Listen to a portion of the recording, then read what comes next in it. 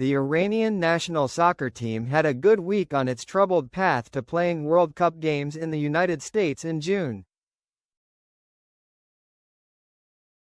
A first face-to-face meeting with FIFA President Gianni Infantino since the US and Israel started a war against Iran on February 28 made genuine progress in soccer diplomacy at the end of a fraught month.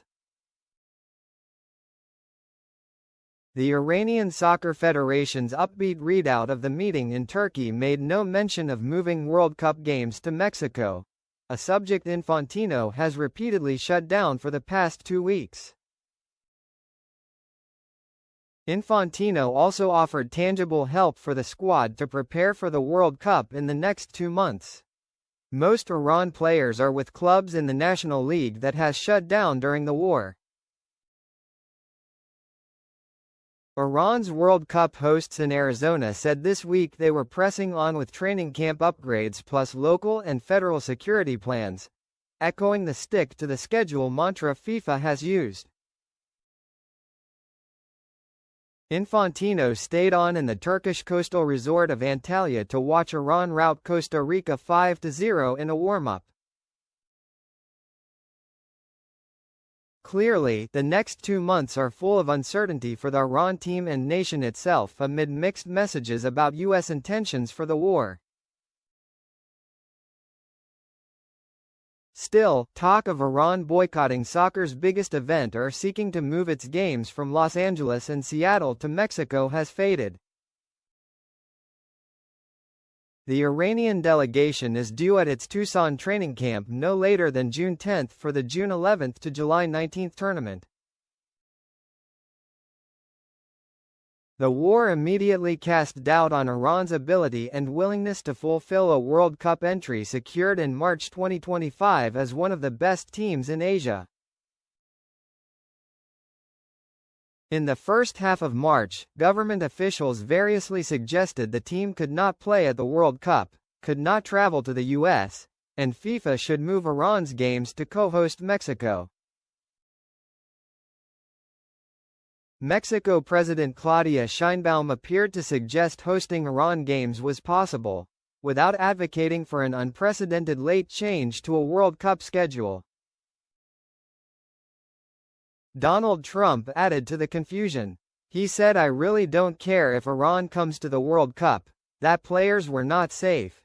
He seemed to mean they were at risk from regime reprisals at home, and promised they would be treated like stars. FIFA has been the most consistent commentator, and Infantino the only top soccer official openly talking about the delicate diplomacy. That Iran will come to the US, that the schedule will not change, and no formal negotiations about Mexico had or would take place. Iran, therefore, is on track to come to Arizona and start preparing for a first game on June 15 against New Zealand at the Los Angeles Rams and Chargers SoFi Stadium in Inglewood.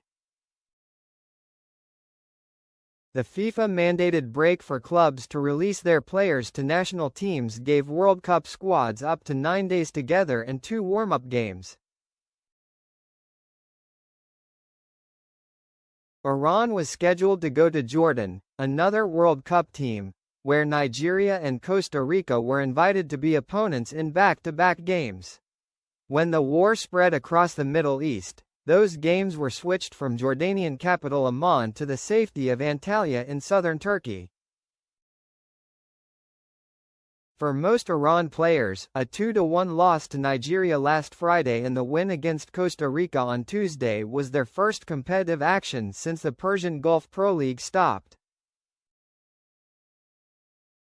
Both Iran games were without fans in the stadium.